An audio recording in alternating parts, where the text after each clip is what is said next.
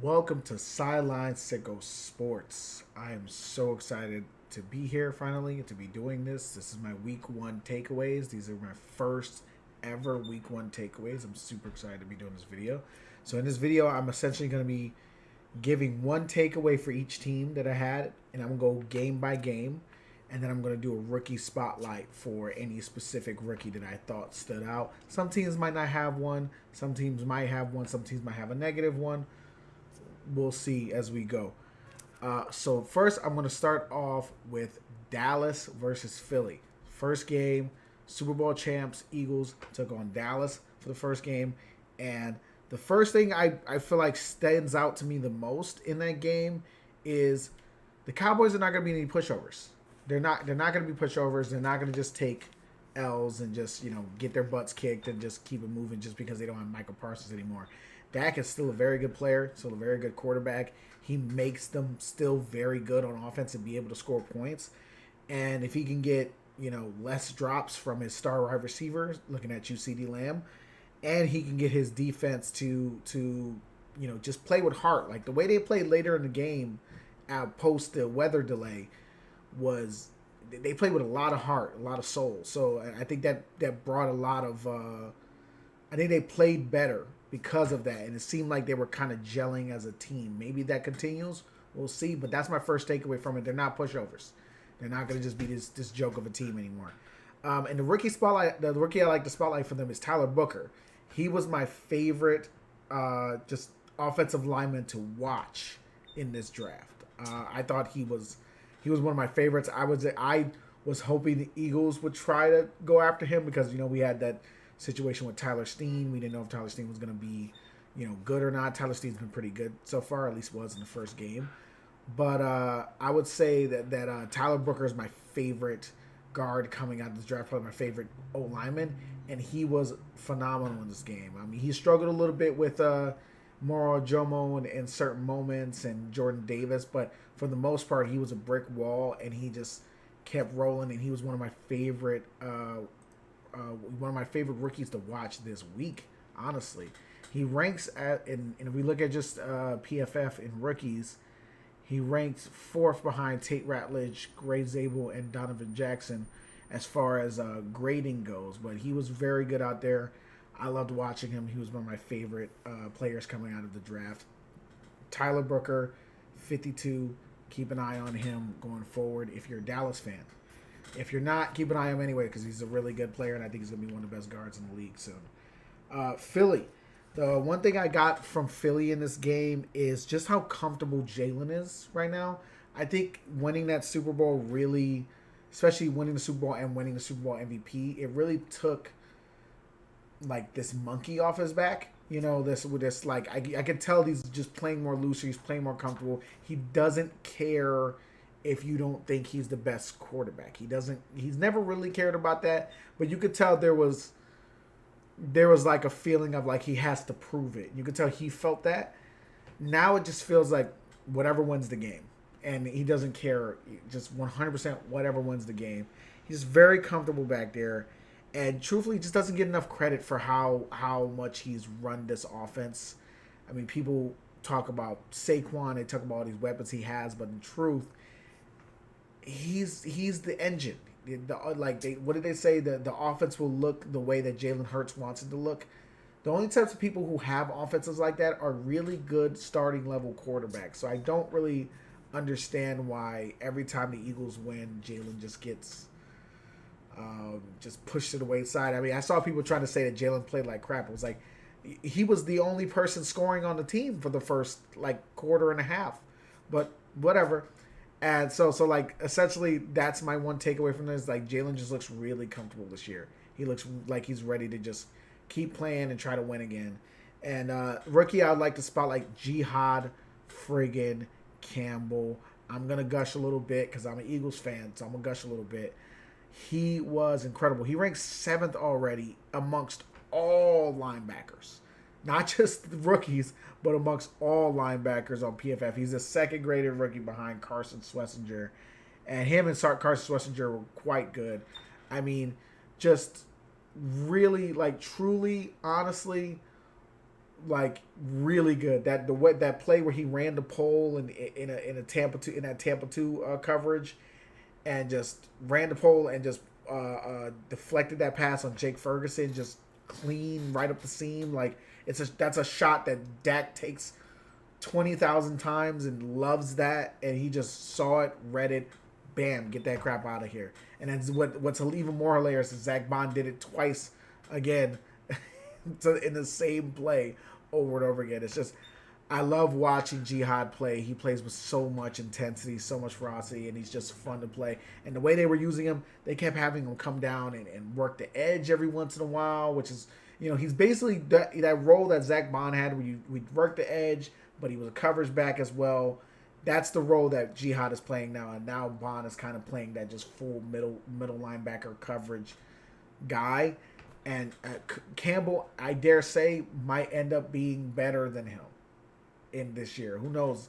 Because that's crazy to say, by the way, because Zach Bond was literally the best linebacker in football last year. It's like him and Fred Warner are the two best linebackers in football. You could throw Roquan Smith in that conversation too. But it's just like the Eagles, how he did it again, he might have another one. It's insane. But but next game, Kansas City versus Chargers. My takeaways from this game were Kansas City's D-line cannot get pressure. I don't know what happened to it, because I think that was one of their biggest strengths was their defense. But they couldn't get pressure that whole game on Justin Herbert. Like, they were struggling to get pressure. And as you can see, I picked them to win this game. I was wrong, but I thought they would come out and be, Chiefs. I mean, they were, we got destroyed in the Super Bowl, right? We got destroyed in the Super Bowl.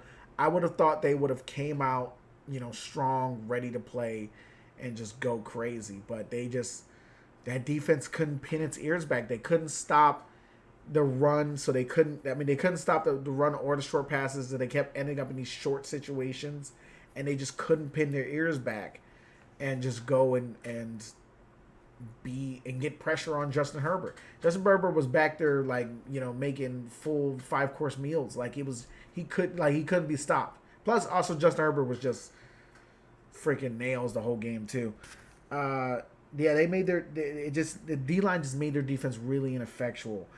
But a bright spot for them on that offensive end, even though they lost Xavier Worthy and they don't have Rashee Rice, but bright spot is on that O-line, which that O-line has been a problem. Specifically, that left tackle situation for the Chiefs has been a problem for them for a while. Ever since they got rid of Orlando Brown Jr. Even though he was never top level, best left tackle in football good, but he was way better than anything they've had since. And now they've replaced him with a rookie, Josh Simmons. I wasn't huge on Josh Simmons coming out of the draft. I liked him, but I didn't love him. I wasn't obsessed, but not the way I was with Tyler Brooker. I know everyone's like, Tyler Brooker can't move, and I was like, yeah, but he's a freaking mauler. He plays just wanting to take guys' heads off. And then in an interview at the draft, he's talking about how he wants to he likes taking guys' will to play away. That was the player that I was obsessed with. But Josh Simmons, man, really showed out in this game. I know he had some moments. He had a penalty. He had a few penalties, but I think for the most part he looked really good. There was just plays where he was just shutting down guys that have been in this league for a long time. I mean, just literally toying with them. There was a play, I called this out in my reactions video after the game, where he just had this play, this rep against, I want to say it was Khalil Mack, but I still don't remember. I got to rewatch it. But it was just this rep where he was just toying with the dude. He was just slapping his hands away. He wasn't giving up any ground. The guy kept trying to punch and push, and he just was like, duh, duh. Didn't care, right? He was so in control, and he's got some little stuff to fix. He's got to work on his penalties. Technique has to get a little bit better, but he's strong as hell, has an anchor, and he showed out in this game. And it stood out too because Juwan Taylor was getting freaking killed all game. When Juwan Taylor was getting killed, you saw Josh Simmons over there. It's yeah, he got a penalty, but Man, he's doing really, really well. I'll take a sip of water real quick.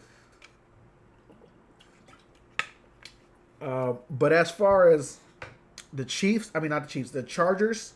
My observation for them, my takeaway for them is Herbert seems hungry, man. He seems like I'm not one of these types of people that's I don't love Herbert. I don't hate Herbert either.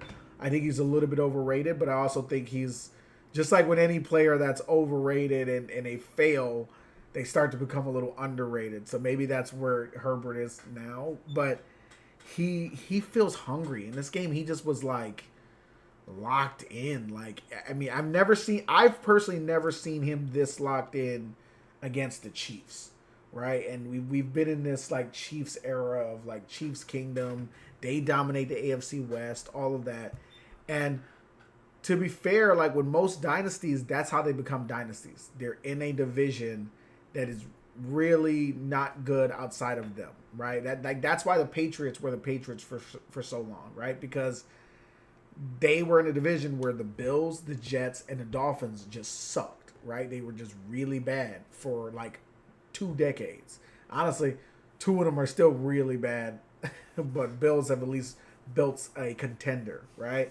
But like that's what the Chiefs have had for the last like 4 or 5 years. The Chargers, the Raiders, and the Broncos have been pretty garbage. Like they've been terrible, right? But now all three of them are at the very least like frisky. You know what I mean? Like the Raiders are frisky, right? Like they can get you. They can get you. They got some weapons over there. They got some players over there. They got a good coach over there. The Broncos are they got a great defense over there, and the Chargers got Justin Herbert, and now he's got weapons, dude. Like he's got weapons like QJ,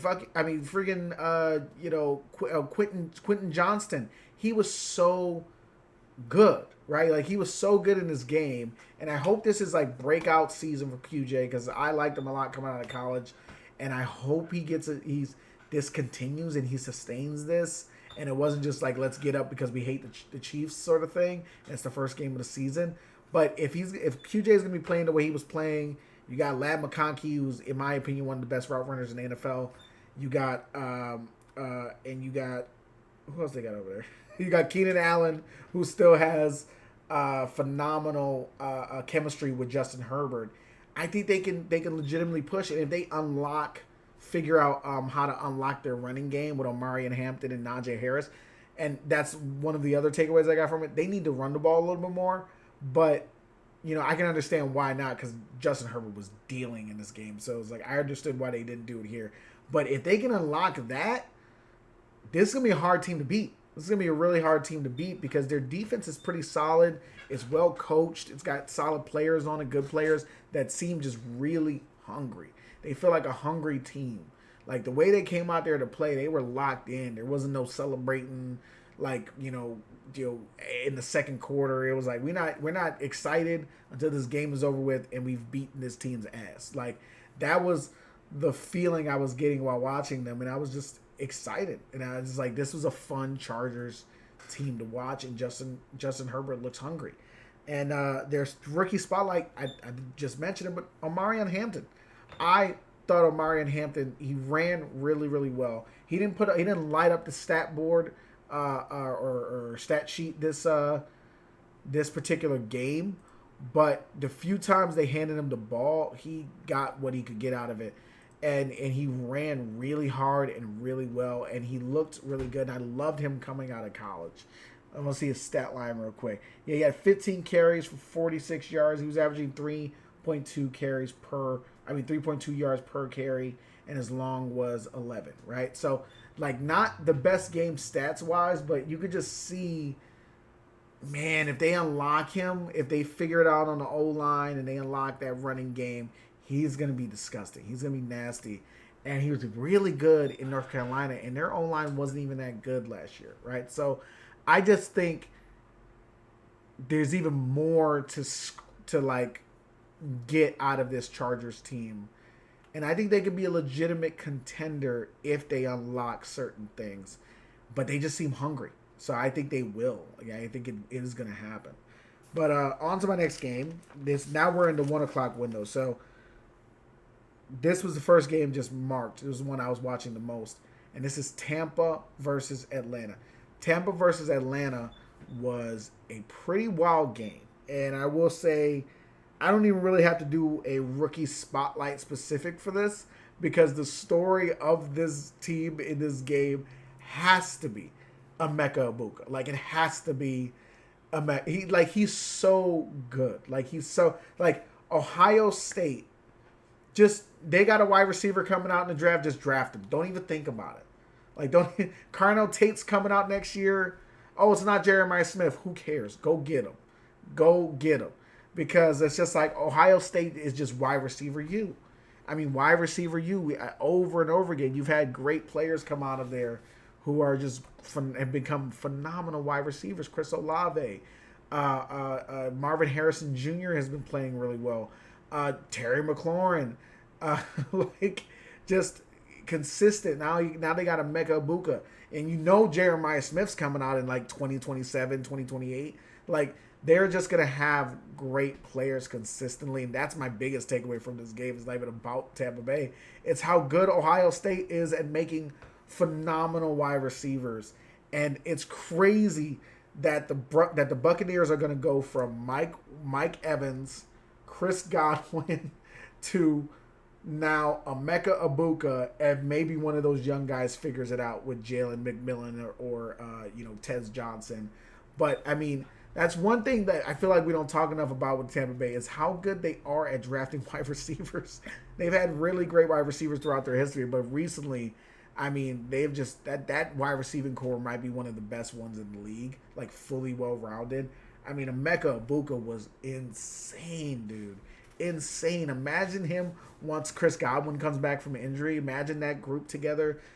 I mean, it's gonna be music. And Baker was so accurate, and like, I actually, my opinion on Baker changed in the middle of that game. Like, I never hated Baker. I've always thought he was solid, but my opinion of him has risen even more from that game because he's so incredibly accurate, and when things are not going well, he's very calm. And he's just staying in there. And there's parts in that game where it's like, oh, the offense wasn't coming as easy, and he was just staying in it. And him and Mecca already got like this connection, and you could tell because, I mean, Baker even said it in an interview before the season started. It was like, watch out for Mecca. Watch out for Mecca. Like, he's a pro. He's ready. That kid is going to be something else. That kid is going to be something else, man. I mean, to go for Mike Evans. I mean, Mike Evans is older now, so he's probably going to retire at some point soon, maybe in the next couple years. But to go from Mike Evans to Emeka Ibuka, who can learn under Mike Evans, who's honestly been, like, it's not even a question, the most underrated wide receiver in the NFL for the last decade. He is by far the most underrated wide receiver. Like, nobody puts him in this category as like one of the best or anything like that, but he's consistent. He broke the record for most 1,000-yard seasons. That was a record held by Jerry Rice. You know what I mean? Like, you know what I'm saying? He's so good. He's so good, and he gets to teach this young kid, Emeka, like, how to be a pro and how to be even better. And this kid is already dealing. He's already killing. Like, my God, he was doing this shit. I mean, he was doing this to AJ Tyrell, man. I'm trying not to cuss, but man, he was doing this to AJ Tyrell. He's so good in this game, so good in this game. So I don't even really have to do the rookie spotlight because that's what I'm talking about. And so Atlanta, my takeaways from Atlanta is I think Bijan Robinson is going to win an Offensive Player of the Year. I had him down in my predictions video as a finalist for OPOY, but he, in my opinion, watch that was him. He barely ran the ball. He barely got the ball to run in that game, and he racked up yardage. Let me see his stat line real quick because it was crazy. He only had 12 carries for 24 yards, and he was averaging 2 yards per carry. But in his receiving, he was targeted 7 times. 6 receptions. He had 6 receptions for 100 yards receiving and a touchdown. He had 16.7 yards per reception. Like he can truly be like that Christian McCaffrey, like dual threat.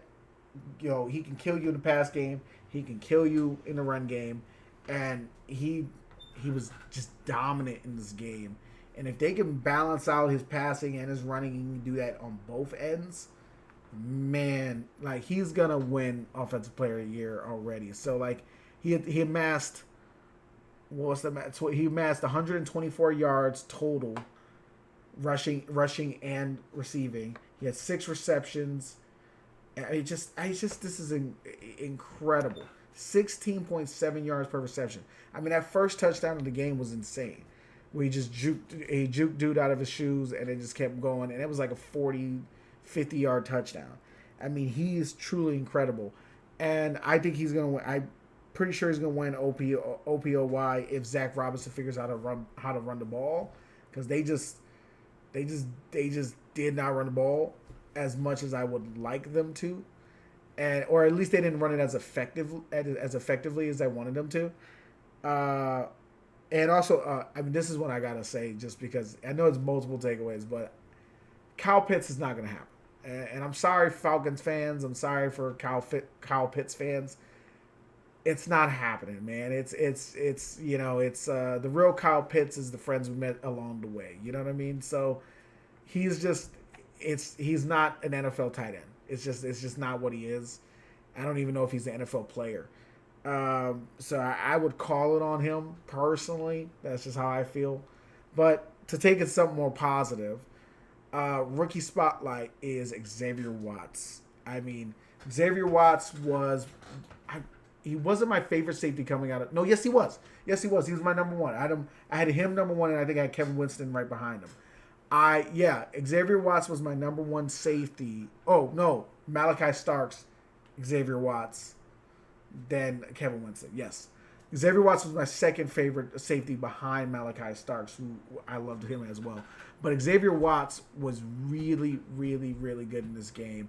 Him and Jesse Bates are going to be a really good tandem, safety tandem going forward. One of the plays I would spotlight too is a play that he ended up not completing and ended up in an Emeka Ibuka touchdown. But that play where he baits Baker into making that throw and literally goes to intercept it. And there was just so much greatness in that play because Xavier Watts baited Baker into that throw. Emeka's running a great route. And he gets open enough for the window for the throw to be open. And then Baker pinpoint, perfect touch, perfect accuracy, hits Emeka in stride, throws it above Xavier Watts, who is in position to make the play. Like he's in position to make the play.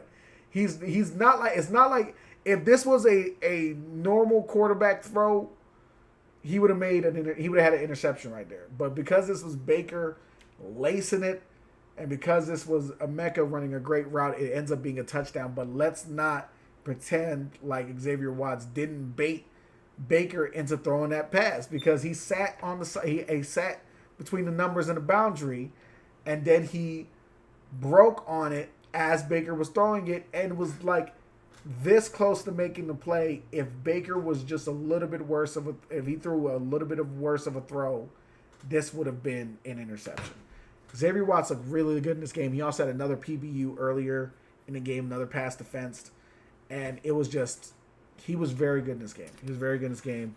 And I'm excited to see how that works out, especially seeing as the Falcons are still looking for that pass rush. If their secondary can get good, that might help their pass rush get better, or at least stand up long enough.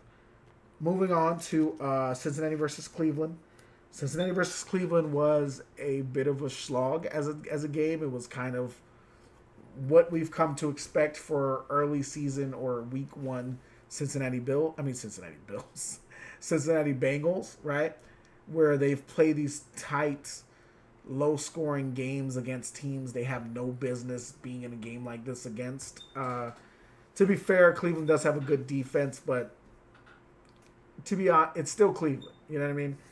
But I'm going to start with Cincinnati. My observation that I made is clearly the slow starts are not because of lack of playing time in the preseason, which they were kind of, as a team, both Zach Taylor and Joe Burrow were kind of presenting it as, oh, we get off to these slow starts because we don't have, like, we don't play in the preseason, right? Like, that's one of the reasons. This game just felt like they weren't really prepared for the defense that is the Browns. And it's like, how are you not prepared for this defense when you play them twice every year? It just felt more like, okay, this basically proves that they're not bad in the start of the season because they are not ready to play or they didn't play preseason. It's because of unpreparedness. They come into these games very unprepared for their opponent. I think Zach Taylor might be one of the worst, like, week one preparers there is as a head coach. And when you see guys like Nick Sirianni who've never lost a home opener, you see other guys like Andy Reid who usually wins his home opener and is after bye week. It's like, okay, so this guy, and even Kyle Shanahan, how often has Kyle Shanahan lost in the first week? I don't think it's happened a lot. So it's like this guy is still struggling to do this with Joe Burrow as your quarterback and Jamar Chase and T. Higgins as your wide receivers. Even with the other issues that team has, they just struggle too much for a team that has that much talent. And, like, you can't blame the defense for this one. The defense kept the Cleveland Browns to 16 points, right? You can't blame the defense for putting you in, like, a close game. It's on y'all. You got to figure it out. But hopefully they will. But that's just something that we need to start kind of talking about. Zach Taylor might be just, like, not very good at preparing for week ones, but in the first early part of the season, he's just not a great coach in that early part. But the rookie spotlight I liked spotlight was Demetrius Knight. He played really, really well. They didn't have, like, anybody else that really stuck out to me. So, like, Demetrius Knight was solid. He didn't, like, blow away the stat sheet or anything, but he just looked like a solid starting middle linebacker. And he looked like just not a rookie. And that's hard to do in the first game of the season. The Cleveland Browns are a little more scrappy than I thought. They're definitely not like, it's not like the Cowboys where they're not going to be pushovers, but it's like the Browns are scrappy. They can mess around and win a game that they have no business winning if somebody's taking them lightly. They still got Myles Garrett over there. Myles Garrett is Myles Garrett, right? So they still have something over there, and that defense is still very good. Jim Schwartz is still a very good coach when it comes to coaching defense. I think Kevin Stefanski is still a good coach too. I just think this roster isn't great, and the Browns organization as a whole has made bad decisions that has put them in this place. But they're a scrappy little team. When you have good coaches, you can be a scrappy little team and still lose a lot. Their rookie spotlight, I would like to spotlight Dylan Sampson. I thought Dylan Sampson ran really well. He showed a lot of life. He brought a lot of life to that Cleveland running back room, and I thought he was quite good in that game. He ranked fifth amongst all running backs on PFF. I thought he ran really well. He had, let's see, okay, yeah, he ran really well. He didn't have a lot of yardage, but just he ran tough yards for big moments, like big conversions, and I just thought he played really well in this game. Now on to Miami versus Indiana. My first takeaway from here is going to be about Miami, and it's not good. My first takeaway is just blow it up. It's time. It's time to blow it up. It's time to trade Tyreek Hill. Think about trading Jalen Waddle. Think about, just what can you unload right now. Get rid of Tua. Get out from under his contract. It's time to blow this thing up. Fire Mike McDaniel. All of that. Because this is not working. It has barely worked from the beginning. Everyone gets excited about that 70-point game they had. They never once were ever a serious contender. They were just a team that scored a lot of points. They couldn't play defense. They weren't physical enough. They had Vic Fangio as their defensive coordinator, and they complained about him the entire time. Blow it up. Blow it up. Blow it up. It's That's it. There's no rookie spotlight. There's no nothing. Sorry, Miami Dolphins fans. Blow it up. It's done. And now on to Indiana. Steichen is a fantastic play caller right off the bat. That's probably my biggest takeaway from that game when it comes to Indianapolis. He's a really good play caller. He knows how to get players going quick. He knows how to put in get specific players in the rhythm of the game, and for him to get that performance out of Daniel freaking Jones is insane. Uh, just just quickly, let's look at. I just want to see that stat line for Daniel Jones real quick.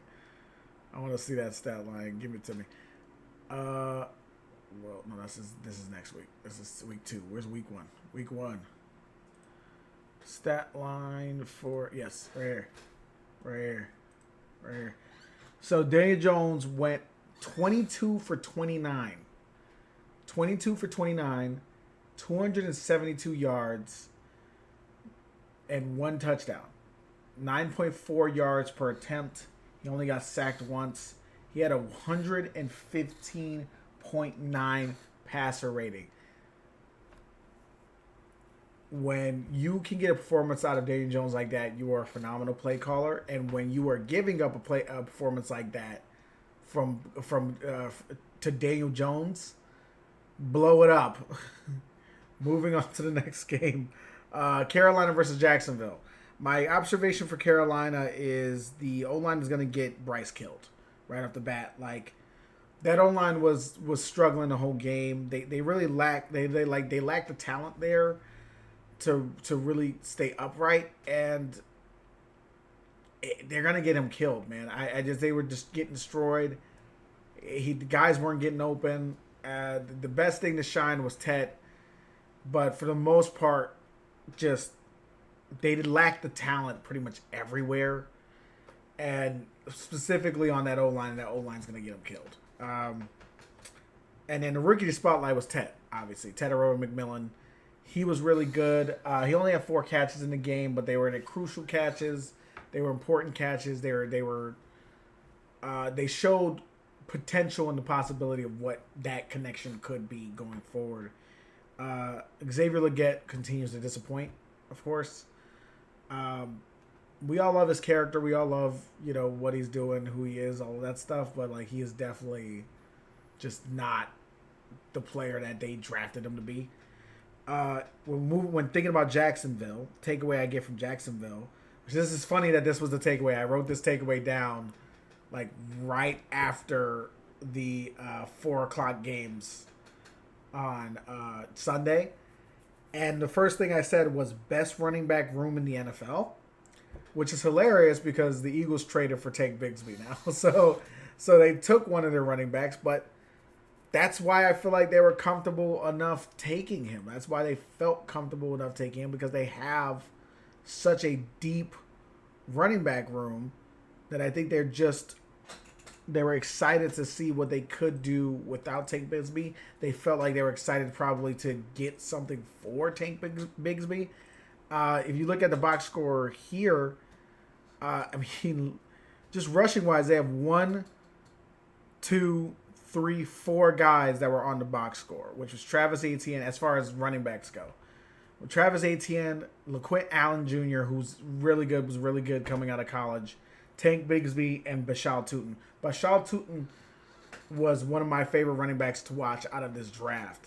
So I'm assuming they feel really comfortable with those other 3 guys, that they were like, let's trade Tank. We don't want to pay him. He's going to get paid soon. We don't feel like paying him. Travis Etienne went out for 16 carries, 143 yards, and 8.9 yards per carry. LaQuint Allen had a carry for 7 yards. Tank Bigsby had 5 for 12. Bashua had 3 for 11. They have a really good running back room. Guys who are all different and can get yardage. And so now they traded Tank Bigsby now to the Eagles, which is an interesting trade. And they obviously see what I see, which is that their running back room is really deep and really good. I think that's something that can sustain them, when as far as like sustain them while Trevor Lawrence is figuring out this offense. while him and Liam Cohen are working together to figure out this offense and to build chemistry with Travis Hunter. I think that's something that can keep them afloat, especially Travis Etienne because he's been playing really, really well. Moving on to Las Vegas versus New England, Patriots versus Raiders. We'll start with an observation of the Raiders. In my predictions video, right, I said I think they lack the weapons to really do anything. And then watching that game, I was like, do they lack the weapons or do we just not know about them as much? Or are they just not names that we can get excited about? And I think I'm pretty sure it's the latter because those guys were balling. I mean, Geno Smith threw to 1, 2, 3, 4, 5, 6, 7, 8 different receivers. You had Jacoby Myers, who was going off this game, by the way. 8 receptions for 97 yards. You had Brock Bowers, obviously Brock Bowers. And then Trey Tucker had a really incredible touchdown catch that I thought was I was like, who the hell is Trey Tucker? Like, I know who Trey Tucker is, but it was just like, where did this player come from? I don't remember him being this player. Ashton Genty caught 2 passes. Michael Mayer, Dante Thornton Jr. had caught 2 passes for 45 yards. He had a couple good plays. Jack Besh, still one of my favorite wide receivers coming out of the draft. He only caught 1 catch, but that 1 catch, one of the best routes I've seen already this year, to be honest with you. So they have weapons. They got weapons over there. I wanted to spotlight Ashton Genty. Ashton Genty played really well, and he just was running hard. And again, there's a lot of themes with these rookie running backs this year or this week. Is they didn't put up crazy numbers, but the few times they touched the ball, they made a play or did something that made you go, whoa, that's crazy. And Ashton Genty did that on his touchdown. It just didn't go down, super resilient. He had 19 carries for 36 yards, and a touchdown. And you want him to do better, of course, as far as stats-wise, but you can see the potential there. You can just see where he could potentially be, a month from now. Right, and in New England, they need to run the ball more. I was watching that game, and then I was watching that game in film study because I didn't watch it on the day of, and I went and looked at the stats, and I saw 30 completions for 40. I mean, he had Drake May threw the ball 46 times and only completed it 30 times. Which I can't think of what the completion percentage of that is off the top of my head. I don't think it's very good, personally. I just also am not a fan of him throwing 46 times, period. I just think it's just unnecessary. But he had 287 yards, a touchdown, and an interception, and the interception was pretty bad. That was a pretty bad interception. And I just thought, man, you drafted Travion Henderson, you have Ramondre Stevenson, and Antonio Gibson. Why are we throwing the ball this much? I feel like Henderson showed a lot in preseason for us to be like, let's hammer it. And I thought to myself, okay, maybe those guys just weren't producing. Then I went to their rushing stats and I was like, no, the running backs collectively had 8 and plus 5, which is 13 carries.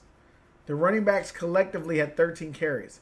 They had a carry to Pop Douglas, who was probably like that's probably like an end around or something like that. I didn't really notice that play when I was watching, and Drake May ran it 4 different times, right?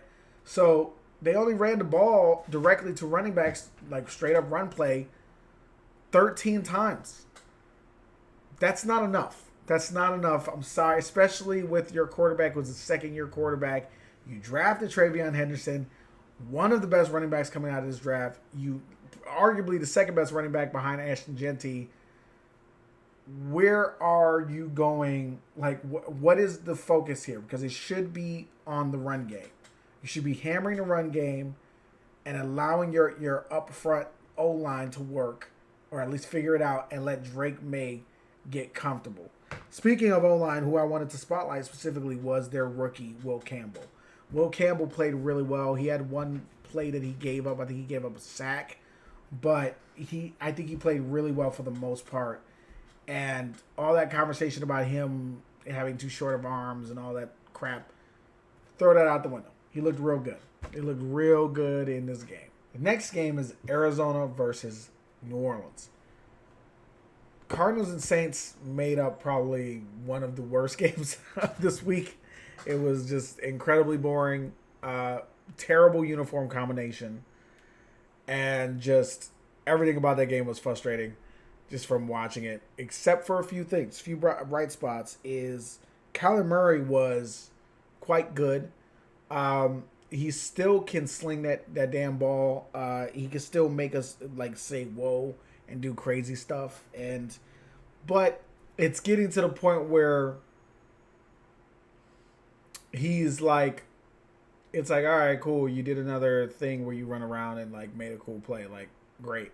Like, is that at what point does that transform? At what point does that transcend the team? At what point does that make this team super great? And I just don't think he's to that level. The rookie I wanted to spotlight though was Will Johnson.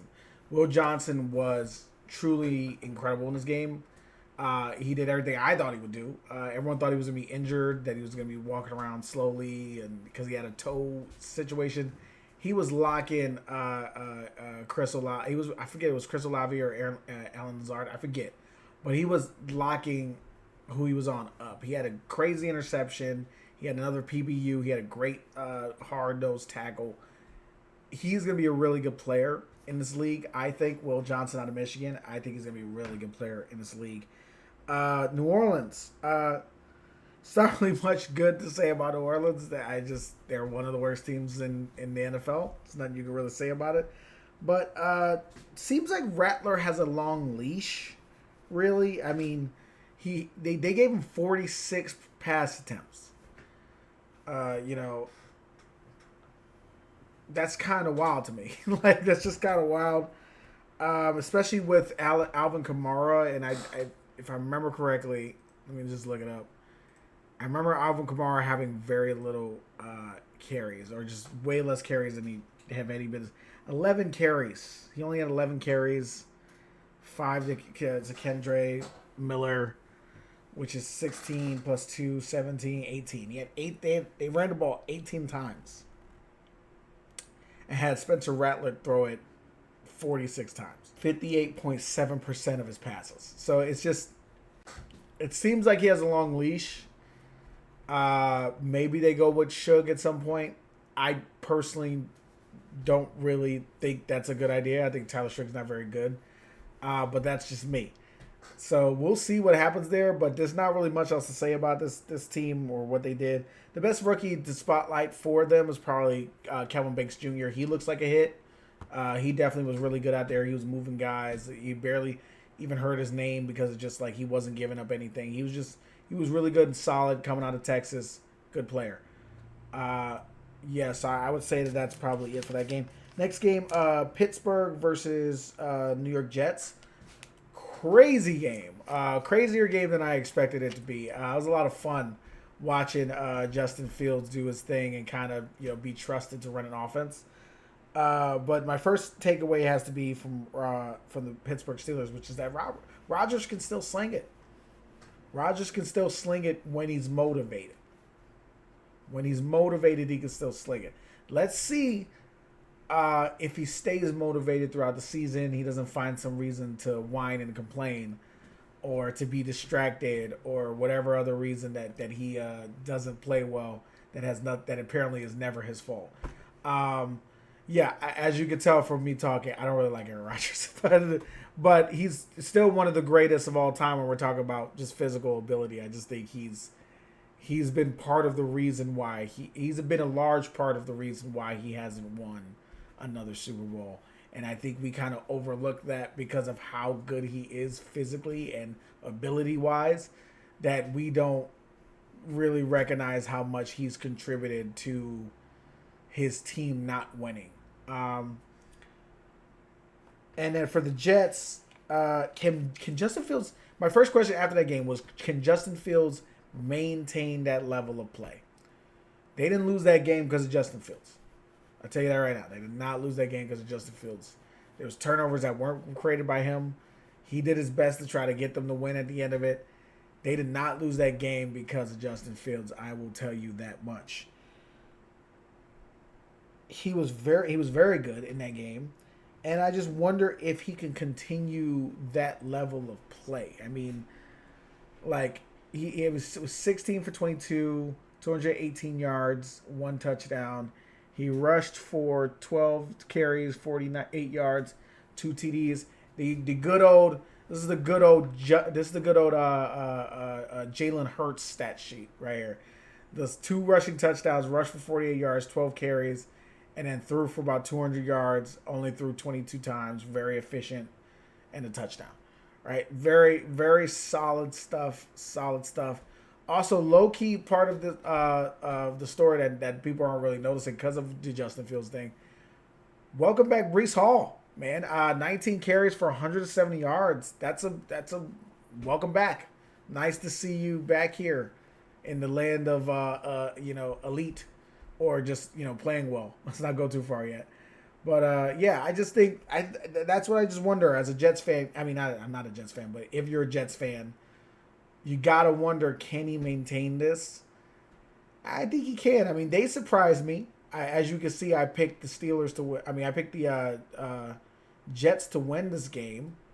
So, but I didn't think it was gonna be this. I thought it was gonna be like this low scoring, boring crap game. But it wasn't. It was really fun. Both teams showed out. I was wrong about the Jets winning, but I was I was wrong about the Jets winning. But they just put on a great game, and I just wonder if the Jets can really maintain this level of play. I don't even know when's the last time I've even seen the Jets score over 25 points. I can't even think of it. I might be stupid, and it might have been like the last game of last season. I don't know. But in a serious game that's like actually matters, I haven't seen them score that many points in quite some time. Yeah. But in the rookie the spotlight for them, Pittsburgh doesn't get a rookie because they don't have any rookies this year that really stood out, and the one rookie that you could have picked was Derek Harmon, and he didn't play. So for the Jets, I picked Armand Membu. Armand Membu already looks like one of the best left tackles in football already, and he was really good in that game. He was mauling, he was going crazy. Like, he is a great player, and so he's one to keep an eye out for, Jets fans. Moving on to the Giants versus Commanders game.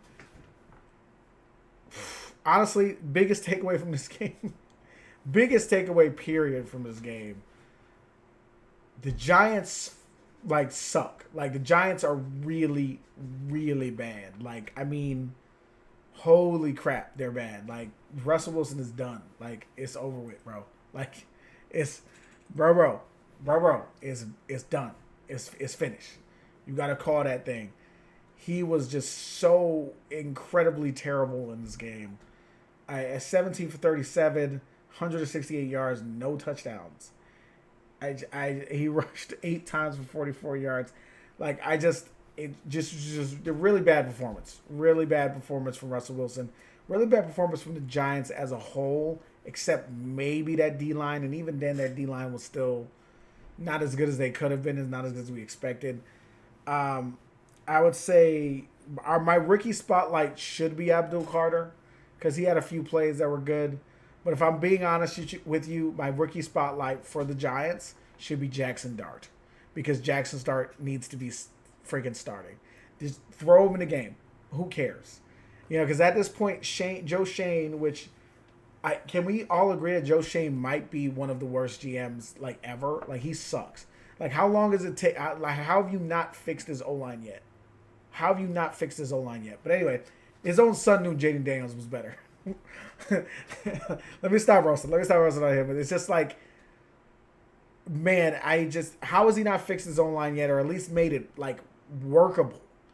I'm not even asking for that O-line to be great, to be Eagles or Cowboys level, or Lions from last year level.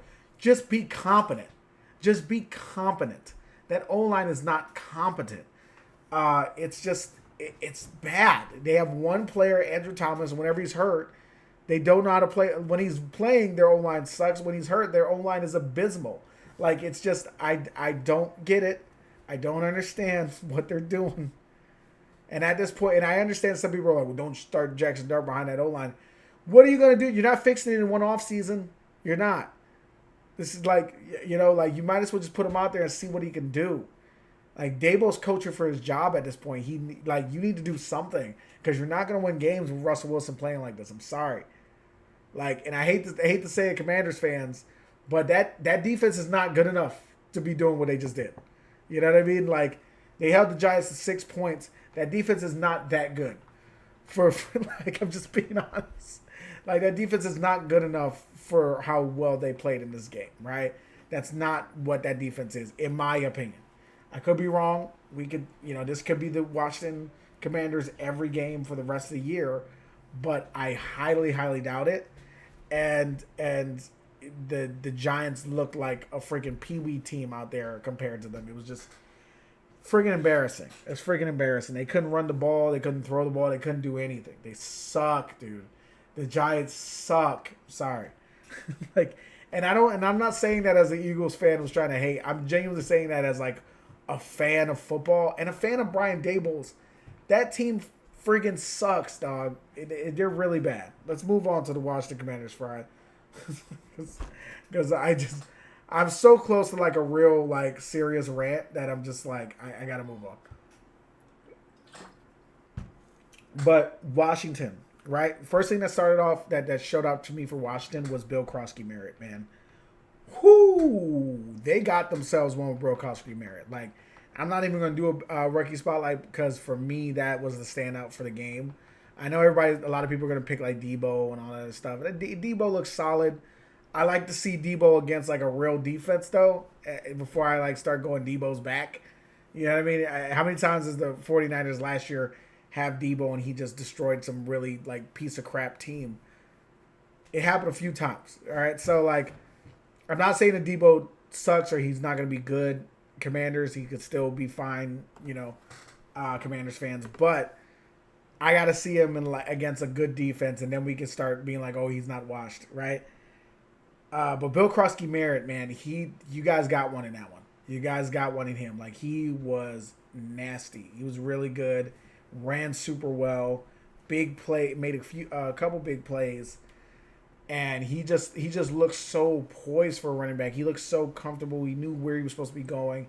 The way he was cutting, he had a very confident cut. He just dunked and just goes. Like, he's a very good player. I didn't watch any of his tape because he was like not on my radar during the draft. But like, man, he was very, very good today. Also, your running game was pretty good. But again, I got to see it against a real defense, man. I'm sorry. Like, I don't want to crown them just yet. I don't want to be like they're so good. They're solid. Even against this horrible defense, they only scored 21 points. Like, that's a little concerning to me. Jaden Daniels is 19 for 30. That's a little concerning to me. He looked okay. He looked solid, but you didn't see Jaden Daniels. You didn't see the last year's Jaden Daniels. But again, it's week 1. We'll see, like, if that continues. If Jaden Daniels is better than that, and I think he's better than that. And I think he will be very good this year. But I just thought this game was not a great showing by either team. But specifically the Giants looked friggin', oh my God, goodness gracious. But sucks being a Giants fan. I'm so sorry, guys. This is bad. Tennessee versus Denver, next game. They need to get to for Tennessee, they need to get Cam Ward some real weapons. I mean, that the end of that game, man. Oh my God. Like, I was in my living room, like right here in my living room, just losing it. I was losing it. That last drive by the Titans where they ran. I don't know. I didn't know every single play they ran, but I know each play had some level of like a seam or a route that was right in the seam that went into the seam. And he kept throwing there every single time. Perfect pinpoint freaking accuracy. He did it to 2 times to Calvin Ridley. He did it 1 time to, I think, Alec Manor. And I think the other guy was Chico Conquo. Every single time those guys dropped the freaking ball, it was killing me, dude. I was losing it. Because I'm a big Cam Ward fan. I really liked him at Miami. I love his story. being a 0-star recruit from a Carnet Ward and working his way to Washington State to then to the U, you know what I'm saying? And then going on, and then now he's number one overall pick in a draft that had Abdul Carter, you know, like, and Travis Hunter. Great story. Great freaking story. Get him some freaking weapons, man. Get him some weapons. He wasn't like excellent in this game, but he was doing he looked good for a rookie.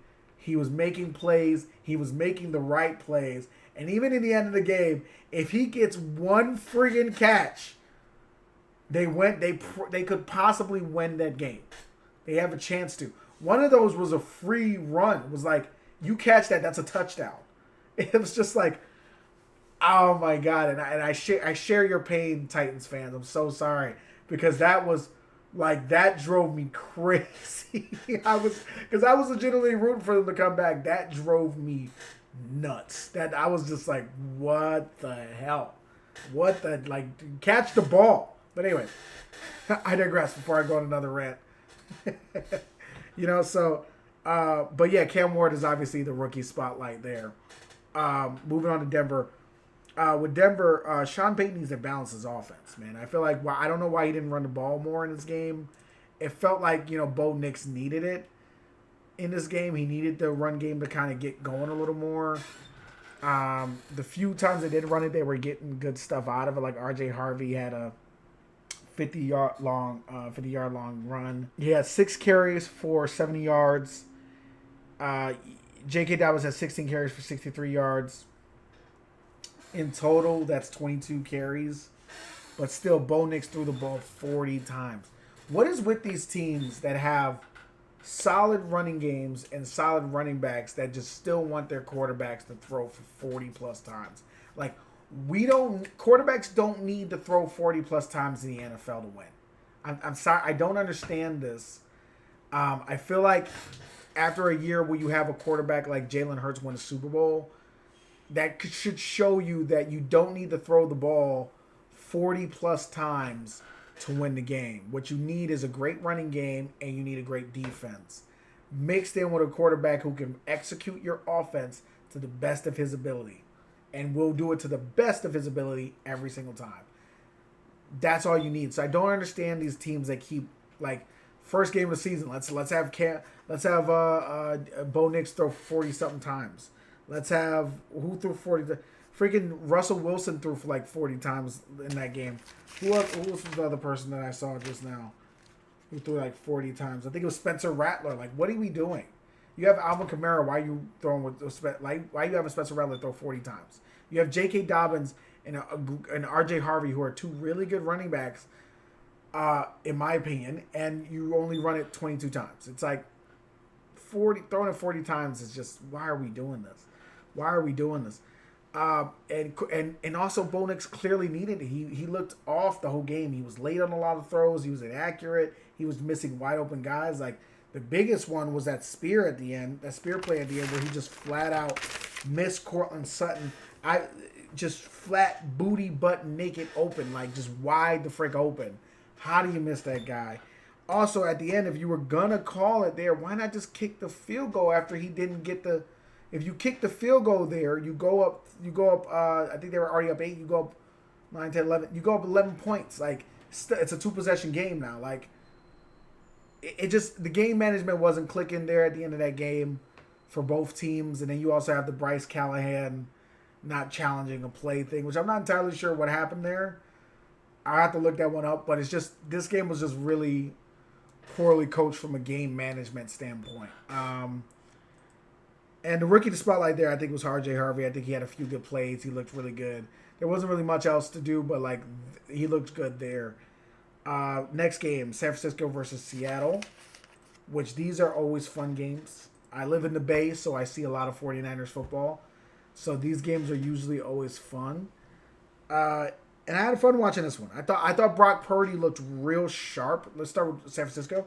I think Brock Purdy looked really sharp to start the game off, and then he just kind of, I don't know, I can't remember exactly and pinpoint the exact moment he started losing it, but it had to be like towards the end of the second quarter, and he just started doing weird stuff. Like, that first interception was terrible, where he just, like, threw it. It's like tried to throw to the. I'm pretty sure it was a dig.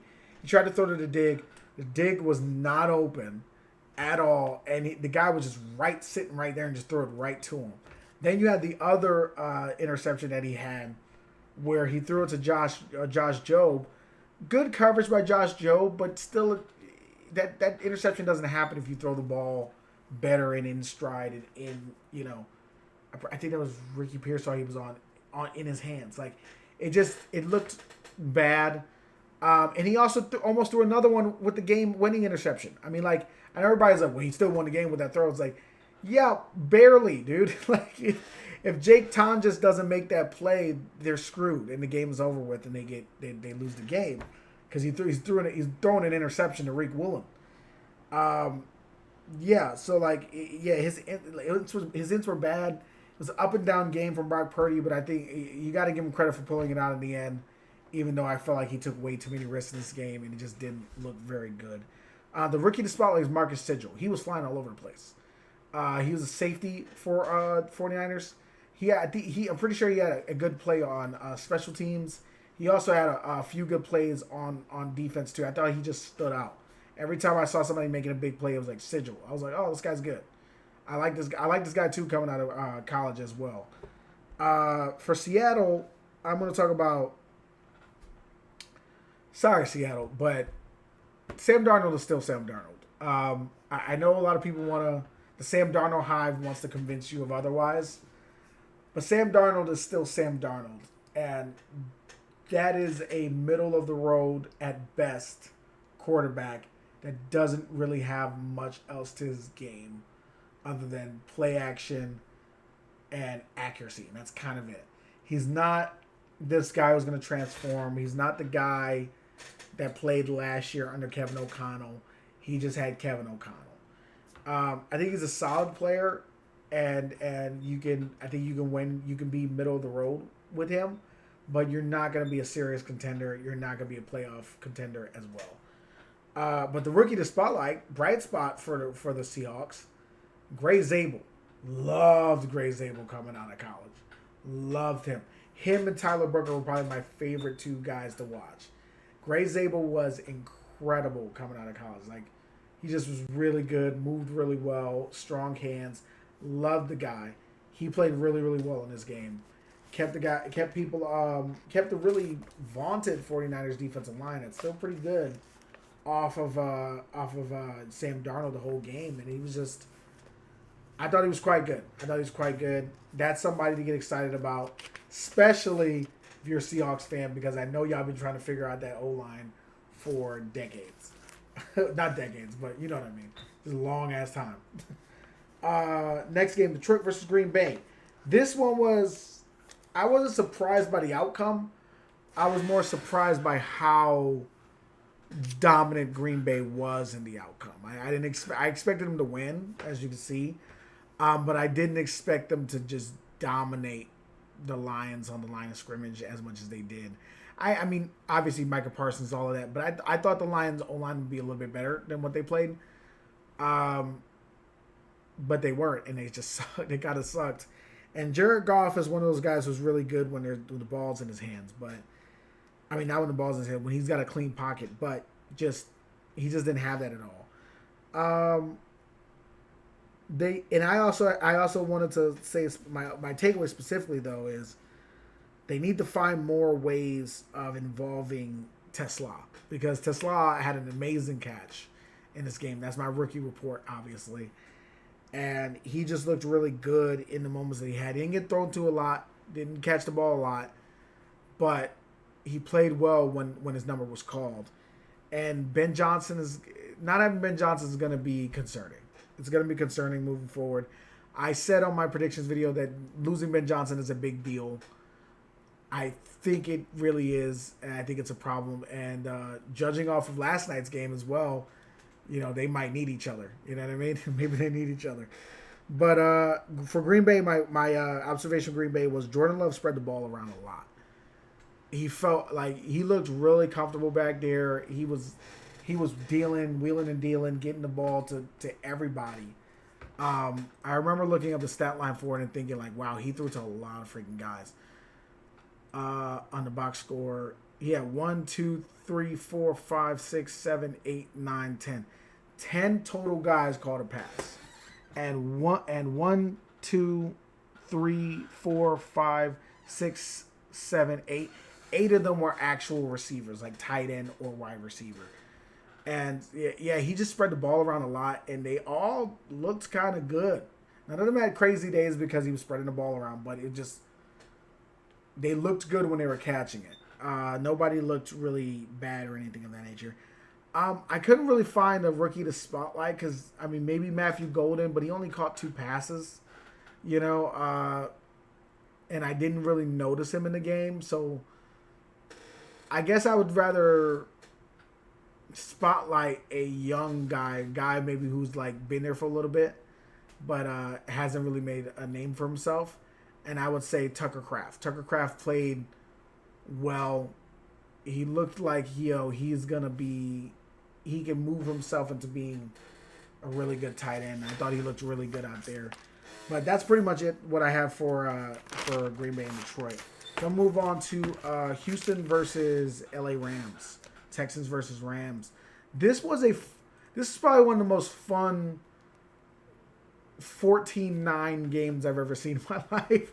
Whereas, like, this game is just not a lot of scoring, but it's fun to watch because you can see the chess match that was happening between the Rams offense with Sean McVay calling and D'Amico Ryan's defense. You could just see the chess match happening, and it just was fun to watch. And the Texans struggled to get their offense going, but I really think that O-line is just so bad. That O-line just continues to be horrible. Probably the worst O-line in the NFL, if I'm being honest. Just really bad O-line. And they just couldn't protect Stroud the whole game. There wasn't really like a young guy to really spotlight on Houston either. Woody Marks had 3 carries for 3 yards. Jaden Higgins caught 2 passes, but there was nobody really that stood out from a rookie standpoint. But Houston's going to have to fix that O-line. That's the most important thing for them is fixing that O-line. If they can't do that, then it doesn't really matter who's showing up on the offense. With the Rams, the defense is legit. That defense was legit last year, but the defense is really good this year. Jared Goff and Braden Fisk, I thought they were really good in this game. They just look really comfortable in year 2. And then Jordan Whittington, which I think Jordan Whittington, I don't think he's a rookie. I think it's like year 2 or 3, but he looked really good in this game, man. He had a rush here, 1 for 5.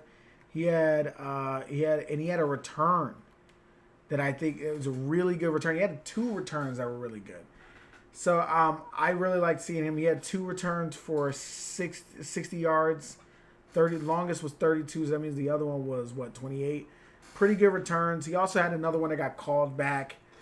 I thought he was quite good in this game, and he's somebody to keep an eye on because he's got that speed. He's got that stuff that really works in Sean McVay's offense. Moving on to Baltimore Ravens versus the Buffalo Bills.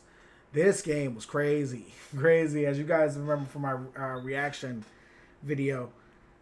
It was hard to even really pinpoint any specific takeaway from this game because there's just so much going on. But specifically, I would like to talk about, is John Harbaugh living on borrowed time right now? Because it's getting to the point where people are starting to know the Ravens for being the team that loses and, shits the bed, at the end of the game. And he was not coaching well that whole time. It just was like the end of it too, like I said with the play at the end where they passed it to DeAndre Hopkins, but like Lamar went over to DeAndre to tell him to play. It's obvious he was going to DeAndre, and they still got most of the yardage back, and they only needed a half yard, and then they punt the ball instead of just kicking a field goal or going for it. It just didn't make any sense. I feel like you got Lamar Jackson over there, you got Derrick Henry over there. There were so many different ways you could have got that first down that it just didn't make sense. It's like, if you don't get this first down, you're giving the ball back to Josh Allen, you're probably losing anyway. So you might as well just go for it here. It didn't make any sense. Bad coaching, bad game management. But Malachi Starks looked good. Rookie for the Ravens. He looked good. He almost had an interception. He was my favorite safety coming out of this draft. I was really hoping the Eagles would draft him, but McCool was looking good. But Malachi Starks was really solid in this game. I really liked the way he plays, and he showed out. He showed up too. Buffalo Bills, the takeaway I got for them, this team will go as far as Josh Allen is going to go. As far as as long as Josh Allen's playing well, and as long as Josh Allen's healthy, this team really has no limit, has no ceiling. They can win the Super Bowl this year. They're a legitimate contender. And Josh Allen is crazy good. Rookie I wanted to spotlight for them too was Jackson Hawes. Jackson Hawes had this really good catch over the middle in the seam for a touchdown. And I loved it because I was a big Jackson Hawes fan coming out of college. I remember people being like, can he catch? And I was like, I think he can. I think he has that ability. He's not just the blocking guy. You know, he's not Tip Raymond. I think he's a good player, and I think he can catch good. I think he can catch balls, and I think he can really play. I think he can be a good player in this league. Minnesota versus Chicago. We'll move on to there. This game was also crazy. We had like all the primetime games had like crazy endings that were just really weird. But this Minnesota game, I would say KOC is the right guy for JJ.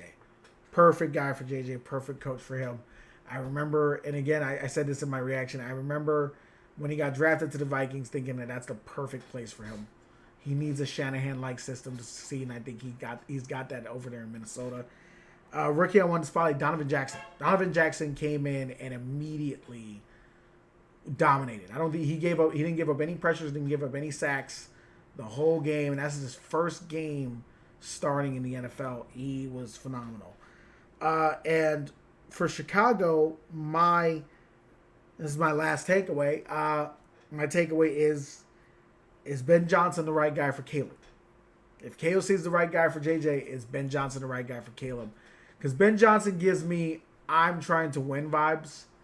I'm not trying to develop a quarterback vibes, which screams very much like it screams Shanahan to me, of just like alienating your star quarterback and just getting to a point where people don't really want to play for you anymore at that quarterback position because your system is so strict and constricting. And I just thought, can Ben Johnson develop this guy? Because Caleb has developed so many bad habits from that bad year with Matt Eberflus. Another dumb team trying to draft a new quarterback in a lame duck coach year. Makes no sense. But I hope that he can. I hope that he can be that guy, but I am concerned about that. I would say I couldn't find a rookie spotlight to give them because they didn't really have a rookie to kind of stand out. Closest maybe Luther Burden, kind of. But so I gave it to a guy who just was like, I don't know if he's a rookie. I really don't know if he could be there for like 5 years, but I know he wasn't on the team last year. I know he wasn't. He hasn't really played in the NFL at a high level. It's Nashawn Wright. That pick six he caught from J.J. McCarthy was really good. He looked really good. He baited him into that throw, and I just thought, okay, is this a guy that they can build upon? Can he build upon this performance? And I just wanted to spotlight him because I just thought he had a really good performance. Yeah. So I guess that's the last game. I got through those, and so I just really have fun watching this week. I'm excited to watch again next week. Stay abreast of my channel. Stay subscribed, like, comment, do what you feel like you want to do, and go Birds forever.